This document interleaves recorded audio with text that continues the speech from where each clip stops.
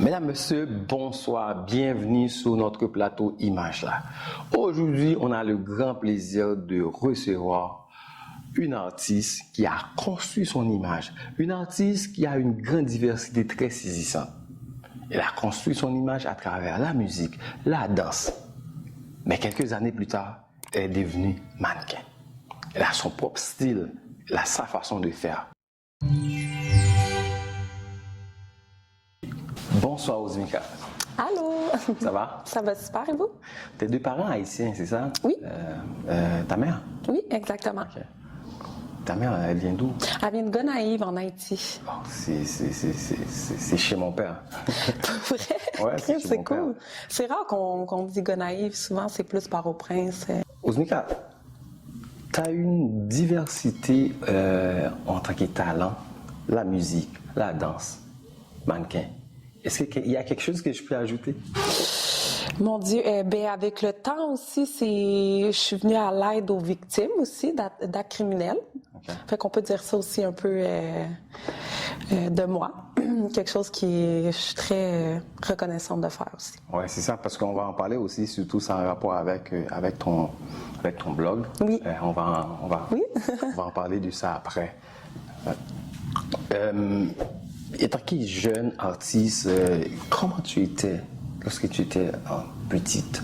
Est-ce que tu étais têtue ou à l'écoute? Un peu des deux, je dirais. Je savais pas trop. Tout ce que je sais, c'est que je voulais être devant un public. Fait que j'étais un peu. C'est un peu le bordel dans ma tête. J'ai commencé avec la danse. J'ai adoré ça tout de suite. J'ai fait des compétitions régionales. J'ai adoré jusqu'à temps que le chant fasse surface. Je chantais, mais sans plus. Je dirais, la danse prenait vraiment toute la place.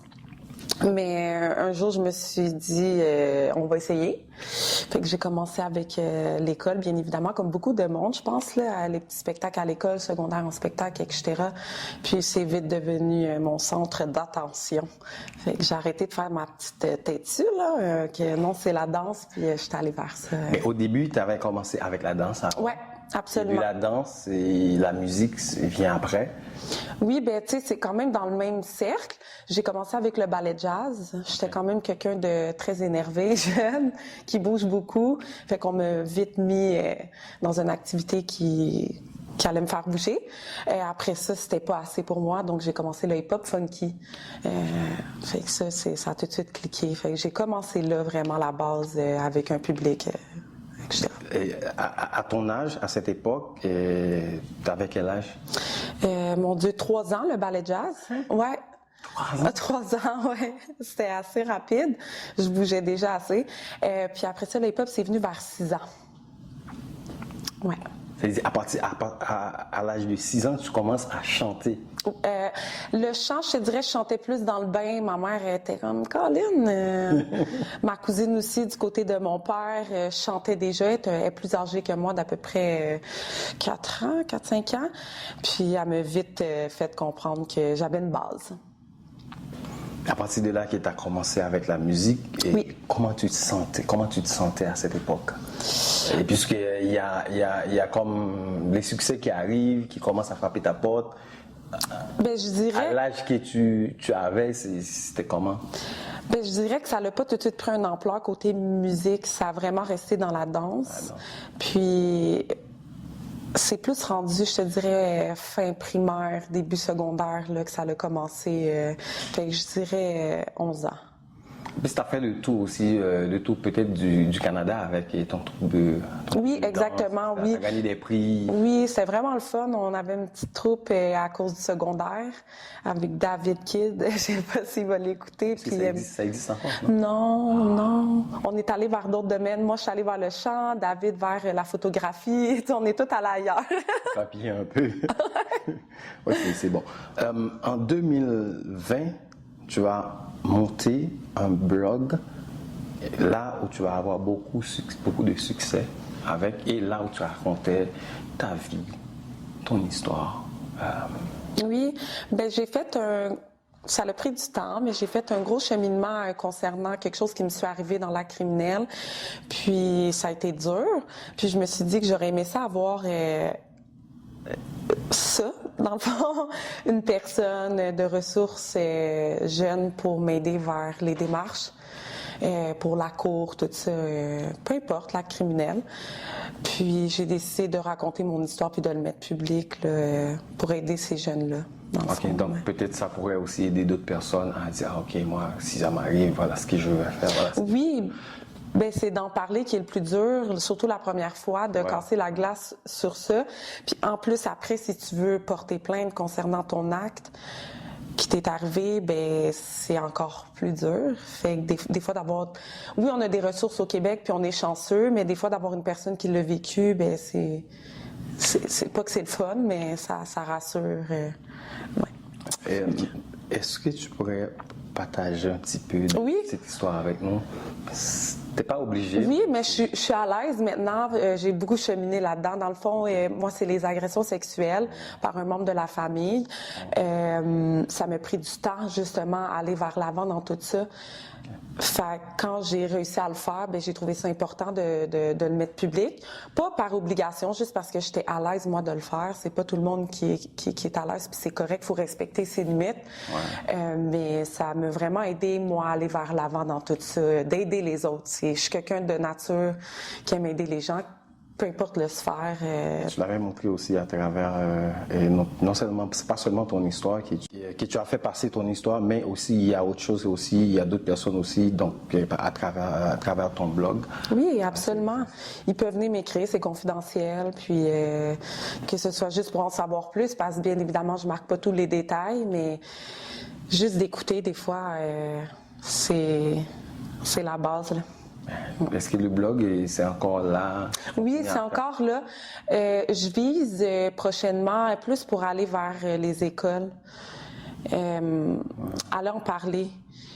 Parce que ces personnes-là souffrent, tu sais, c'est pas évident. Puis surtout que, tu sais, je veux pas dramatiser tout ça, mais au Québec, souvent, c'est un peu des sentences bonbons qu'on appelle, là. Fait que juste d'avoir des personnes autres que les organismes comme CAVAC, etc. Avoir des personnes qui l'ont vécu, qui ont été dans le système, qui ont passé au travers. Je trouve que... Partager ça avec d'autres personnes, ça va c'est vraiment important. aider d'autres personnes à dire, je suis sûre. Même si c'est juste à partir de ça, je peux prendre ça comme exemple. Voilà ce que je vais faire, voilà ce que je peux faire par rapport avec ce qui m'arrive à moi. Oui, puis même si ça fait 20 ans que l'acte est arrivé, il n'est jamais trop tard pour en parler. Oui, c'est vrai. Jamais. Genre, ce que c'est 20 ans, 30 ans, 40 ans, si c'est là que tu as envie d'en parler, fais-le. Ouais. Mais on va juste prendre une petite pause, puis après on va revenir pour la partie musicale. Pas de problème.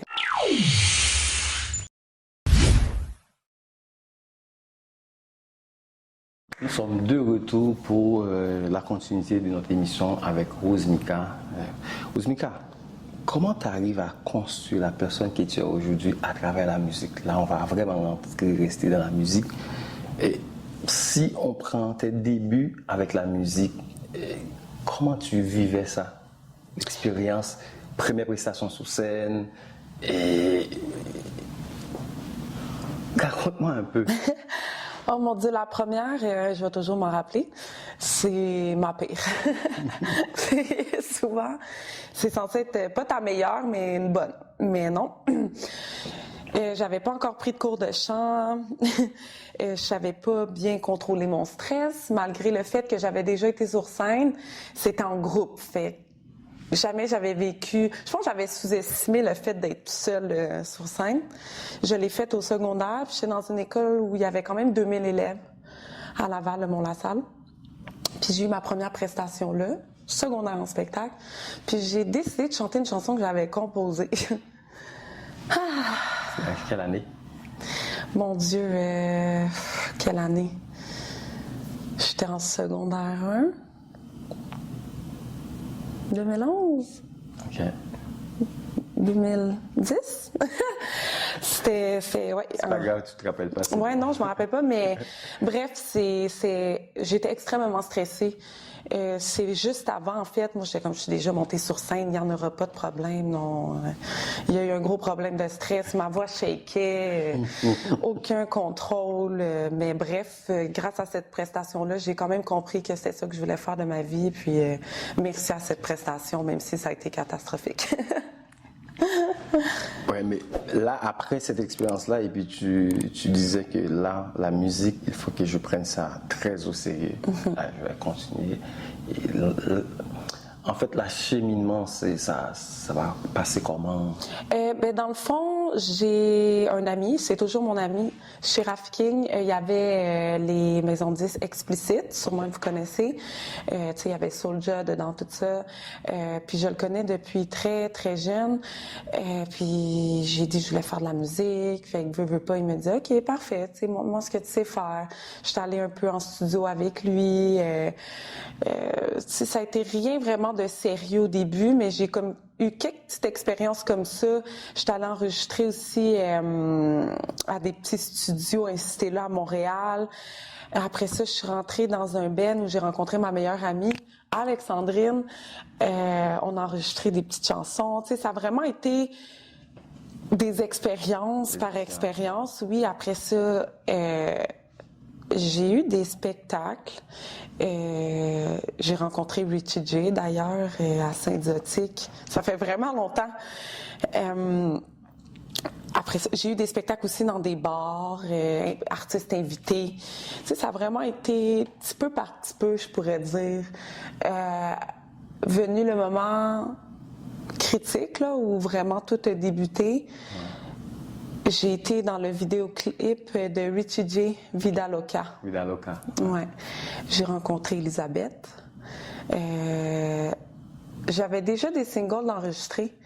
J'avais été en studio avec The Lost Boy Production, mais tu sais, j'avais pas d'agent, j'avais pas de, tu sais, de manager, fait que je faisais comme ça for fun plus. C'est là que j'ai enregistré Fall Into My Love, le 4 mineurs. Fait Elisabeth, elle avait beaucoup aimé. Très belle chanson. Oui, vraiment. J'ai on parlait de coup de cœur, oui. Fait Elisabeth, elle avait entendu ce que j'ai fait, puis c'est là qu'on a plus élaboré sur où est-ce que je voulais aller là-dedans. Elle a vu que j'étais sérieuse, puis c'est là où elle m'a signé. Puis que ça a été plus concret, je dirais, parce que sans manager, sans équipe, c'est extrêmement dur. Fait que vous pas, même si j'avais des beaux singles, essaye d'amener ça à un autre niveau. C'est extrêmement dur sans personne. Fait avoir rencontré Elisabeth, ben c'est là où j'ai pu aller à un autre niveau vraiment. Là, puis que ça a commencé à être concret, je te dirais. Malgré que j'avais déjà de l'expérience. Ouais, l'équipe est très importante aussi. Peu importe ce que tu fais, c'est avoir une très bonne équipe. C'est là d'où tout commence. Sinon, c'est rare que ça peut aller à un autre niveau. Ouais. Ouais, c'est vrai. Et à partir de là, tu as commencé à participer dans des spectacles, des festivals. Au-delà des spectacles, c'est d'être plugué aussi en ligne. Tu sais, tout ce qui est Soproc, la SOCAN. En tant qu'artiste, si tu n'as pas d'équipe, pas que tu connais pas ça, tu peux être un artiste individuel, mais moi, je connaissais rien là-dedans. Tu ne pourras pas tout faire. Non, ça ben moi pas. Voilà, je connaissais rien là-dedans. Fait que j'avais des beaux singles, qui ça avait bien beau mettre ça en ligne, mais t'es pas affiché nulle part. Tu sais, ça m'a vraiment amené à un autre niveau. Fait qu'elle était là, tout côté administratif. Elle m'a inscrit dans tout ce qu'il fallait de professionnel, tout ce qui est derrière, dans le fond, ce que les gens voient pas. Tu sais, quand tu passes à la radio, qui te paye? Ben, c'est la SOCAN, la Soproc. Tu sais, c'est vraiment un autre monde, là, ce qui est derrière. Fait que ça m'a amené à un autre niveau côté ça. Après ça, on peut parler d'aller me faire plugger dans le booking, etc. Fait que oui, les spectacles ont commencé, oui, les vidéoclips ont commencé, oui, la mise en ligne, oui, les entrevues radio, les entrevues web, etc. ont commencé, ouais, les nominations, etc. Là. Fait que là, on parlait de le vrai. La majorité de tes chansons, c'est en anglais. Oui. Ça me pousse aussi à te poser aussi une question. Oui. Pourquoi? Parce qu'on est au Québec, on parle plus le français et la majorité de tes chansons, c'est en anglais. Pourquoi? Ben, c'était peut-être pas un jugement, mais souvent, on grandit puis on voit la popularité plus aux US, c'est le fame puis tout ça. Fait que c'était peut-être une idée que je me suis faite, moi, c'est direct, là. Puis c'était peut-être voir trop gros. Puis dans le sens que j'adore le Québec, puis tu sais, je suis quand même née ici malgré, tu sais, je suis haïtienne québécoise, mais je suis née ici. C'est très important, le franco, puis j'ai commencé avec l'anglophone, mais je m'en vais vers le franco, si je pourrais dire. J'allais te demander aussi, est-ce que ça pourrait pas comme être les deux en même temps? Ben, ça va être les deux, en fait. J'ai commencé dans l'anglophone tête enflée, je pourrais dire. Là. Let's go, on s'en va direct dans l'anglophone.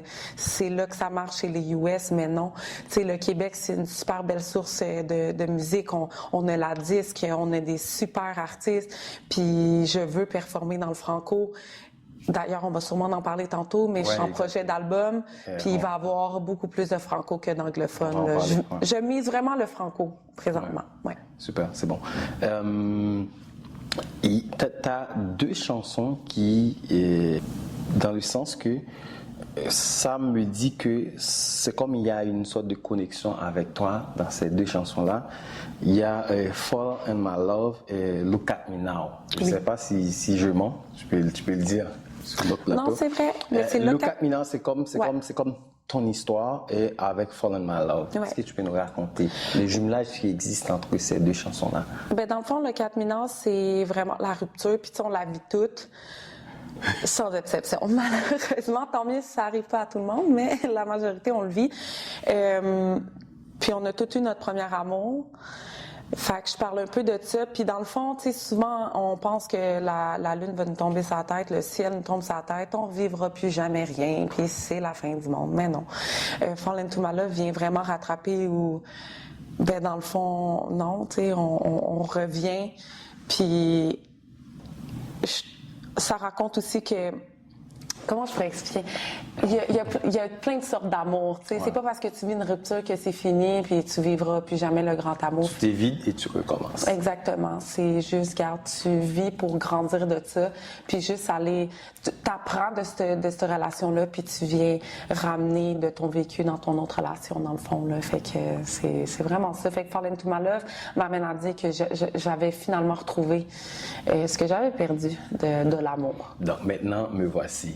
Exactement. I'm here. Ouais, exactement. Kilimanjaro Music Award, ça te dit quoi? Pour moi, est-ce que c'est ta première grande, je dirais, comme participation ou prestation sur scène? Oui. Pour vrai, oui. J'ai été nominée là l'année passée pour Best Music Video. J'étais super heureuse. Je veux dire que tu gagnes ou pas, c'est... Juste d'avoir une nomination, c'est déjà un prix. Non, ça, c'est cette année. Okay, c'est l'année passée, c'est juste pour justement Fall into My Love. J'étais déjà dans la gratitude, là, je veux dire, d'aller participer là, c'était vraiment cool. Ouais. Puis là, cette année, on m'a demandé de performer. En plus d'avoir une nomination avec Abuelo, j'étais extrêmement contente. Là. Ça a été... J'aurais remonté sa scène directement après. C'était vraiment extraordinaire comme... Est-ce que ça te dit que c'est une façon de te voir d'une autre façon à l'avenir ou dire non, là, j'étais là et maintenant je vais aller là et après je vais monter comme plus. Ben oui, on va quelque part dans la musique, on monte de grade, on veut toujours monter. Tu sais, le but, c'est de pas redescendre. C'est déjà assez dur de monter, c'est qu'un coup tu montes, tu veux juste continuer à monter le palier. Fait que oui, c'est sûr que je vise d'autres choses. Tu sais. Là, c'est Kilimanjaro. Là, il y a l'album qui s'en vient. Est-ce qu'on vise la disque? Ben c'est sûr qu'on vise là, tu sais. Ben, attends la question, Osmika. Voilà, c'est c'est là que j'allais en venir. Est-ce que l'année prochaine on peut dire qu'on voit Osmika comme nominée à la disque? Absolument. Il y a l'album qui s'en vient pour le printemps 2024, oui. C'est ça? Comment ça va être? Est-ce que ça va être comme on disait tantôt, mélange français, anglais? Ça va être mélangé. Est-ce qu'il y a une directive par rapport avec le type de sujet que tu vas traiter dans l'album? Oui. Ouais, est-ce que tu peux nous relater quelque chose? Oui, ben dans le fond, ça va être les émotions, encore une fois. Je vise beaucoup les émotions parce que ça touche tout le monde.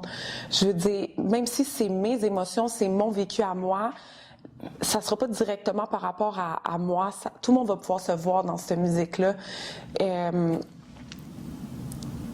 Je vais parler, oui, des actes criminels parce que, encore là, mais ça sera pas lié directement à celle que j'ai vécue. Ça va être général.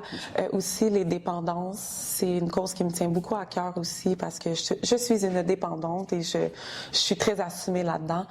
Je suis sobre maintenant. Fait que ça va vraiment être une émotion générale que tout le monde va vivre. Fait que je vais appeler mon album Bipolar.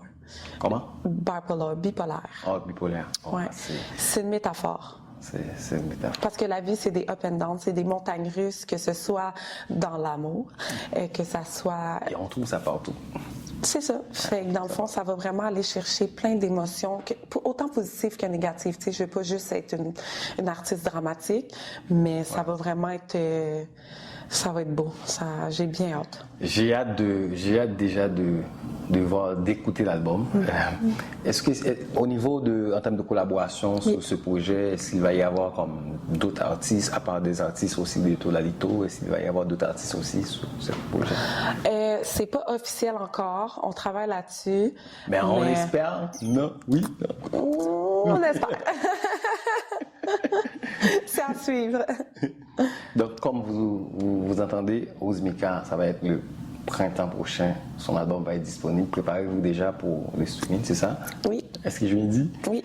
Spotify, Apple Music. Partout. Partout, ouais.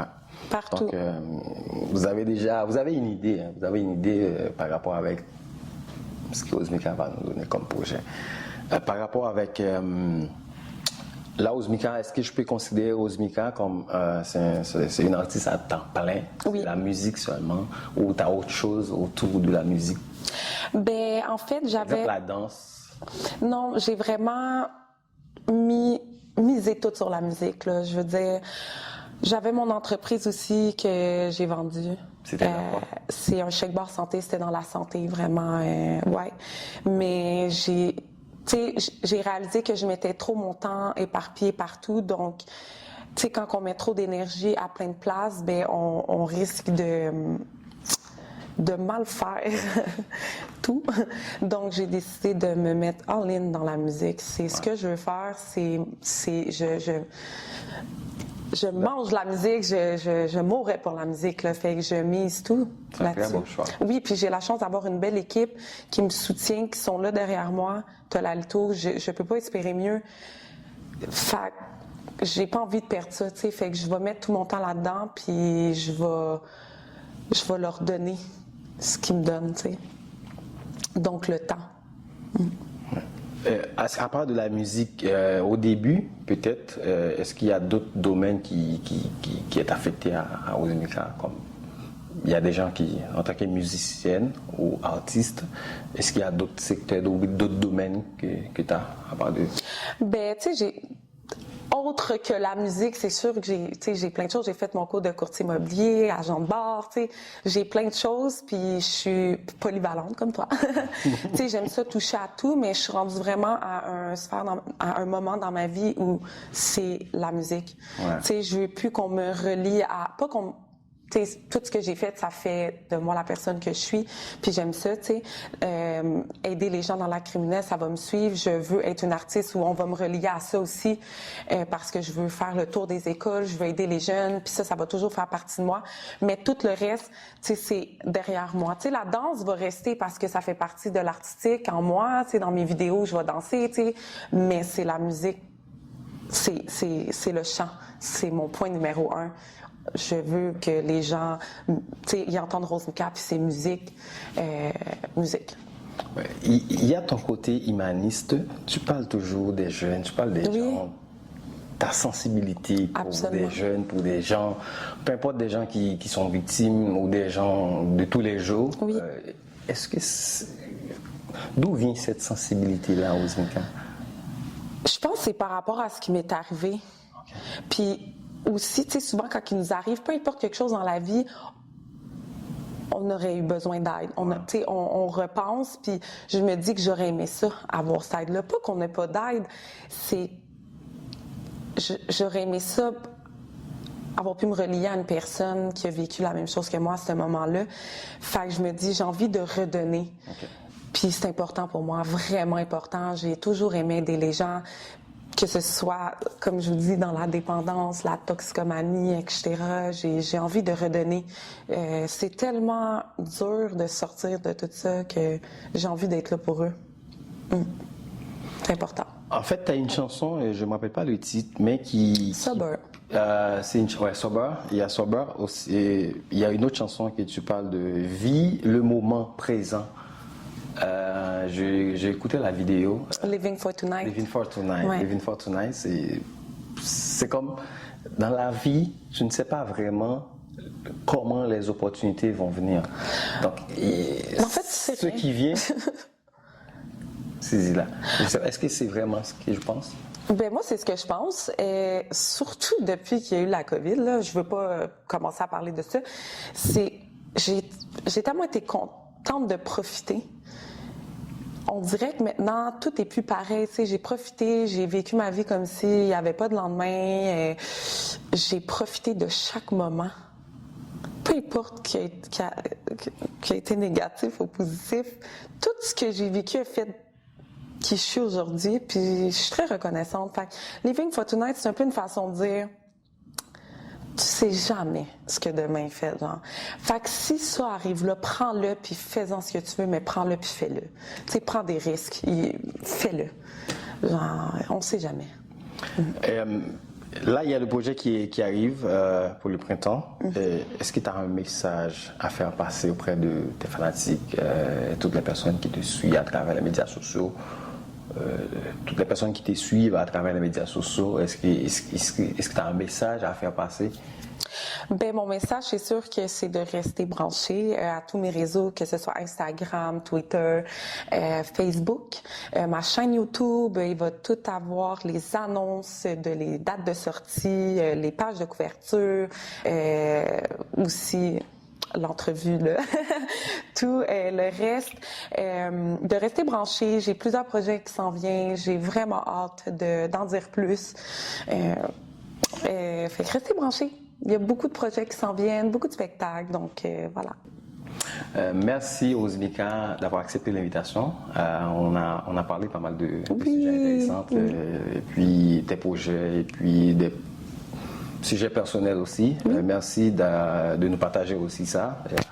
Ça à cœur.